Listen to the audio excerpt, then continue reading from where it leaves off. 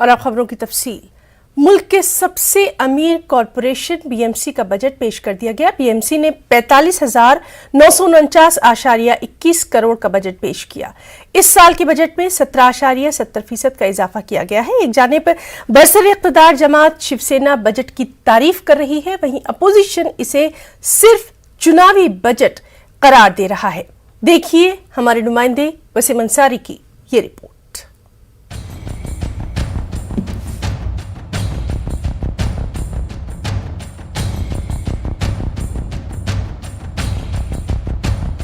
BMC ने अपना आम बजट मुंबई के लोगों के लिए पेश कर दिया है। इस बजट में कोरोना को देखते हुए हेल्थ पर खास तवज्जो दी गई है। वहीं दूसरी तरफ बुनियादी ढांचे को मजबूत करने पर भी जोर दिया गया है। बरसर इक़्तिदार शिवसेना का दावा है कि इस बजट में वो सारे वादे पूरे किए गए जो शिवसेना ने अपने मंशूर में किया था। एक नजर डालते हैं बजट के खास नुकात पर। तालीमी कमेटी के लिए 3,370 करोड़ का बजट, तहकीक के लिए 50 लाख मुख्तस, संगीत अकादमी के लिए 14 लाख रुपए, तस्वीरी नुमाइश के लिए 50 लाख रुपए, ऑनलाइन तालीम के लिए 19 लाख रुपए, वेस्ट को उभारने के लिए 800 करोड़ मुख्तस, मुंबई को सैलाब से निजात दिलाने के लिए 526 करोड़, मुंबई में पुलों की मरम्मत और तामीर के लिए 1576 करोड़ रुपए, फायर ब्रिगेड के लिए करीब 365 करोड़ रुपए, स्पोर्ट्स कॉम्प्लेक्स के लिए 50 लाख रुपए। कोविड-19च्या प्रादुर्भावामुळे सन 2021-22 या शैक्षणिक वर्षात ऑनलाईन शाळा सुरू असल्याने शालेय पोषण आहार योजनेअंतर्गत 222 दिवसांसाठी इयत्ता पहिली ते इयत्ता पाचवीच्या 2,88,165 विद्यार्थ्यांना प्रति विद्यार्थी 6 किलोग्राम मसूर डाळ, 6 किलोग्राम हरभरा व प्रतिदिन प्रति विद्यार्थी 100 ग्राम तांदूळ तसेच इयत्ता 6वी ते 8वीच्या 2,74,663 विद्यार्थ्यांना प्रति विद्यार्थी 9 किलोग्राम मसूर डाळ, 9 किलोग्राम हरभरा व प्रतिदिन प्रति विद्यार्थी 150 ग्राम तांदळाचे वितरण करण्यात येत आहे। त्याचप्रमाणे शालेय पोषण आहार योजनेअंतर्गत नाविन्यपूर्ण उपक्रमांतर्गत बृहन्मुंबई महानगरपालिका शाळांतील विद्यार्थ्यांना ज्वारी, बाजरी, तांदूळ, नाचणी व सोयाबीन इत्यादी मुख्य घटकांचा समावेश असलेल्या न्यूट्रिटिव्ह स्लाइसचे देखील वाटप सुरू आहे। बीएमसी का बजट पेश होने के बाद मुख्तलिफ सियासी पार्टियों का मिला जुला रद्दमल सामने आया। कुछ बजट से मुतमईन नजर आए तो कुछ ने हुकूमत के बजट पर सवाल उठाए। मुंबई महानगर पालिका में अमीरों का एक बजट पेश किया गया। इस बजट में गरीबों के लिए, मुंबईकरों के लिए, मध्यम वर्गीयों के लिए कुछ नहीं है। सिर्फ बात है टेक्निकल अर्बनाइजेशन की और ऐसे प्रकल्पों की बात की गई है जो पिछले 10 साल से मुंबई महानगर पालिका सिर्फ घोषणा ही कर रही है। अगर आप आज देखेंगे तो आरोग्य विभाग के लिए हमको अपेक्षित था कि जिस तरह से गए 2 सालों में इस कोरोना की महामारी में मुंबई महानगर पालिका के आरोग्य विभाग ने जो व्यवस्था मुंबईकरों के लिए रखी थी, आज मुंबईकरों का उस पर एक तरह का विश्वास रहा। आज हम थर्ड वेव की बात करें, थर्ड वेव के दरमियान महानगर पालिका के इस बजट में ज़्यादा से ज़्यादा तरतूद जो है आरोग्य विभाग पे होनी अपेक्षित थी और मैं समझती हूँ प्रशासन इस पर धीमी गति से चल रहा है और मैं समझती हूँ कि आरोग्य विभाग को और इसमें रिफॉर्म करने की ज़रूरत है। चलिए, आज जो बजट जो पेश किया गया है, ये बजट हमेशा की तरह ये बजट मुंबईकर को सपना दिखाने वाली बजट है। मुंगेरी लाल के हसीन सपने पिछले 3-4 साल से दिखाई दे रहे हैं लोगों को।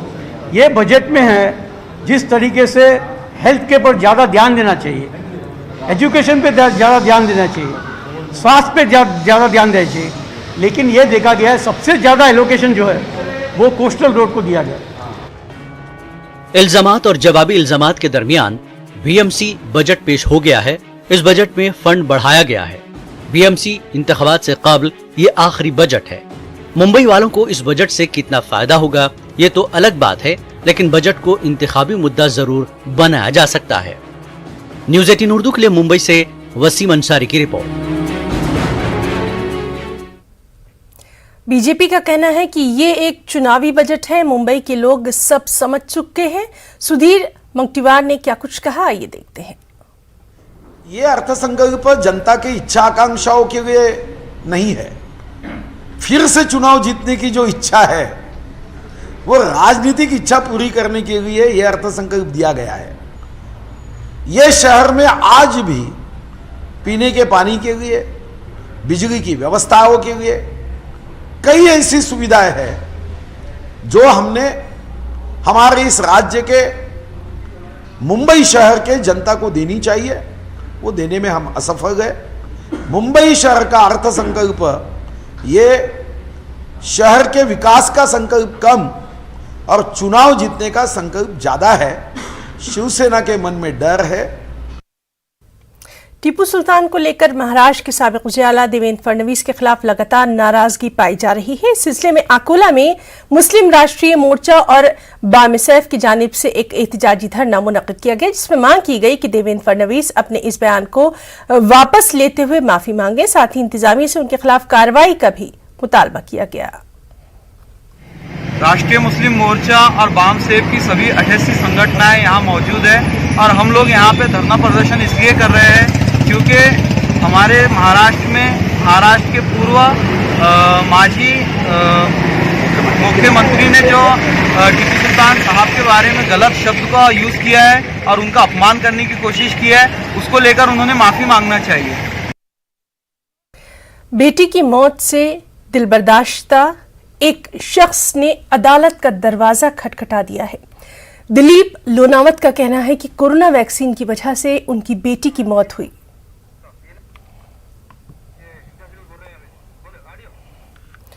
नाज़रीन, आइए आपको सीधे दिखाते हैं इस तरह का हमला हुआ है। और आश्चर्य की बात है, उनका घर जिस अशोका रोड के ऊपर है उसके बिल्कुल रोड के उस तरफ है तो पुलिस स्टेशन है। अगर पुलिस स्टेशन के सामने अगर गुंडों की इस तरह की हिम्मत हो रही है कि वो घर के ऊपर और most safe and secured area के अंदर अगर होता है, ये मुद्दे को मैंने पार्लियामेंट के अंदर उठाया था। हमने सरकार को ये बताया था कि असदुद्दीन अवैसी साहब को लगातार उनको धमकियाँ मिलती है, उनको डराया जाता है, उनके ऊपर लगातार हमले किए जाते हैं। तो क्या वजह है कि ये सब होने के बावजूद भी भारतीय जनता पार्टी की केंद्र की सरकार और उत्तर प्रदेश की सरकार इस घटनाओं को नज़रअंदाज करते हुए किस बात का वो इंतज़ार कर रही है? अगर ये गोली अगर लग जाती तो सोचिएगा कि क्या आज हाल होता है। ये तो खुशकिस्मती थी, ये तो अल्लाह का लाख लाख शुक्र है कि वो बच गए हैं करके। लेकिन हम इस घटना की कड़ी निंदा करते हैं और जो कोई भी दोषी है उनके ऊपर सख्त से सख्त कार्रवाई होना। सर ये बताइए, अभी फिलहाल ओवैसी साहब कहाँ हैं? ओवैसी साहब को अभी दूसरी गाड़ी से वहाँ से निकाला गया है और वो अपने घर की तरफ अभी आ रहे हैं।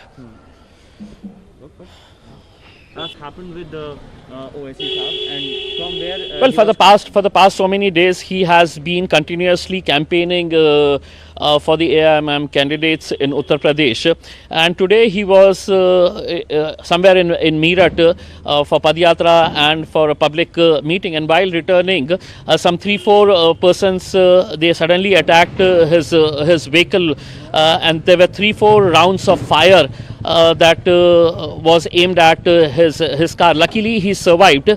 He was immediately shifted to another vehicle, and now he is on his way back to Delhi.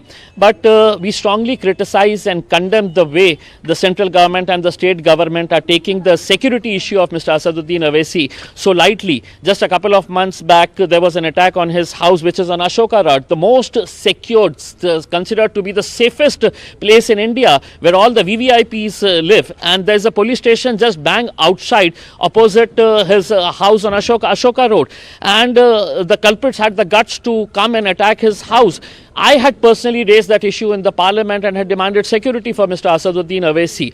The government, the intelligence, everybody knows that he has been on the radar, he is continuously being targeted. But why and for what reason they are taking it so lightly is something that we need to ask to the government, and we definitely will be asking that.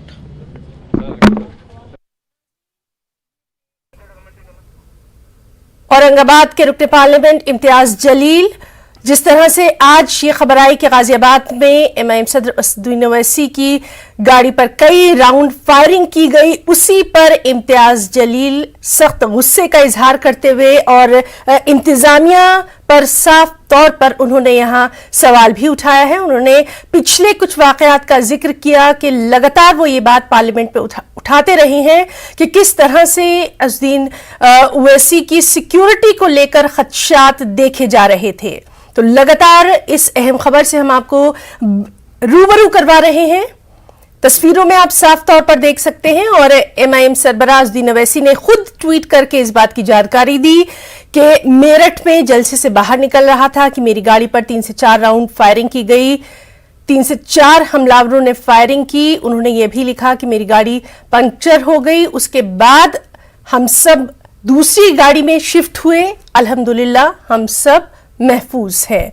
उसके बाद से लगातार अब जो तमाम रद्द-ए-अमल सामने आ रहे हैं उससे हम आपको रूबरू करवा रहे हैं।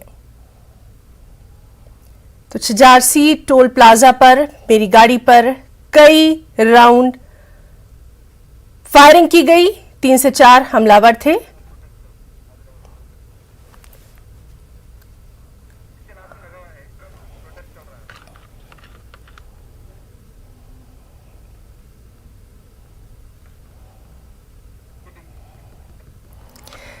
और नाज़रीन आपको तस्वीरें दिखा रहे हैं। MIM के हामियों ने गाजियाबाद टोल गेट पर अपना एहतजाज दर्ज करवाया है। तो ये आपको तस्वीरें दिखा रहे हैं। MIM के कारकुनों ने, MIM के हामियों ने गाजियाबाद टोल गेट पर जिस तरह से ये हमला किया गया, फायरिंग की गई, उसको लेकर अब अपना एहतजाज दर्ज करवाते हुए। तो बेहद अहम खबर जिस पर लगातार नजर बनी हुई है। गाजियाबाद में MIM सदर अज़दीन ओवैसी की गाड़ी पर कई राउंड फायरिंग की गई। वो महफूज है। दूसरी गाड़ी से वो रवाना हुए। खुद उन्होंने ट्वीट करके इस बात की जानकारी दी कि मेरठ में जलसे से बाहर निकल रहा था कि मेरी गाड़ी पर 3 से 4 राउंड फायरिंग की गई। 3 से 4 हमलावरों ने ये फायरिंग की और उसके बाद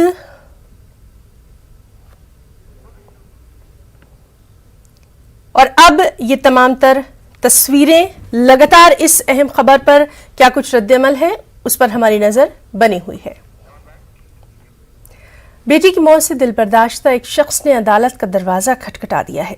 दिलीप लोनावत का कहना है कि कोरोना वैक्सीन की वजह से उनकी लाडली की मौत हुई। लोनावत ने बेटी की मौत के लिए जिम्मेदारों के खिलाफ बॉम्बे हाई कोर्ट की औरंगाबाद बेंच में 1000 करोड़ के हट जाने का दावा किया है। दिलीप लोनावत के मुताबिक उनकी बेटी डॉक्टर स्नेहल लोनावत नासिक के इगतपुरी में वाक़ डेंटल कॉलेज में सर्विस पर थी। 28 जनवरी 2000 उनको स्नेहल ने कोरोना वैक्सीन का टीका लिया, लेकिन 1 मार्च 2021 को उनकी मौत हो गई। दिलीप लोनावत का कहना है कि साल भर से उनका खानदान बेटी की मौत के जिम्मेदारों के खिलाफ जद्दोजहद कर रहा है। उनका यह भी कहना है कि मरकजी हेल्थ मिनिस्ट्री की आला सतह की कमेटी AFI ने इस बात का एतराफ किया है कि उनकी बेटी की मौत वैक्सीनेशन से हुई है। इसी रिपोर्ट को बुनियाद बनाकर हाईकोर्ट में उन्होंने अपना दावा दाखिल किया है। रिट पिटीशन में मरकजी, रियासती हुकूमत और सीरम इंस्टीट्यूट और उनके मुआविन इदारों को मोरद इल्जाम ठहराया गया है। करावं लागला। RTI वाल्यांनी सांगितलं की इसका जवाब हम लोग नहीं दे सकते, त्याच्यामुळे RTIचं अपील करावं लागलं आणि RTI अपील नंतर आम्हाला त्यांनी कळवलं की हां हे याच्यामुळे झालंय। RTIचं उत्तर पण आलं आणि AFIचं पण हे आलं, उत्तर आलं, त्याचं ऑनलाईनच मिळतं ते, आणि त्याच्यामध्ये एकदम क्लिअर दिलंय की this is due to vaccination only.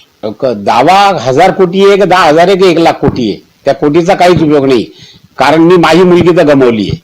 मला फक्त माझ्या मुलीला न्याय मिळवून देण्यासाठी बाकीचे कमीत कमी काही लोक वाचतील ह्या वॅक्सिन न घेतल्याने, तेच मला फक्त लोकांना मेसेज द्यायचा आहे।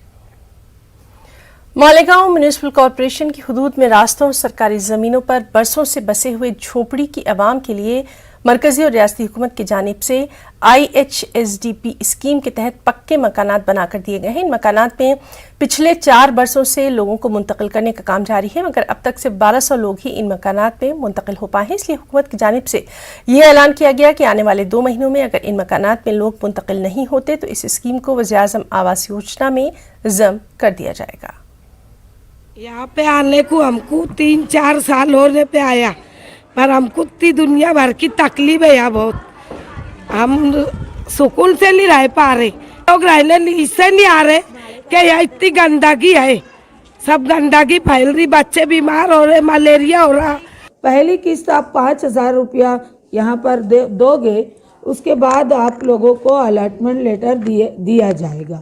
2 महीने के बाद ये जो घरकुल योजना की जो ये स्कीम है, ये PMO में मतलब ये हमारे पंत प्रधान आवास योजना में ये मुंतकिल की जाएगी। JNRM स्कीम में IHSDP नाम का जो घरकुल योजना है वो मालेगांव सिटी के लिए मंजूर हुआ था शासन की तरफ से। उसमें 15,740 घरकुल बनाने की योजना थी, उसमें से 11,520 टेनामेंट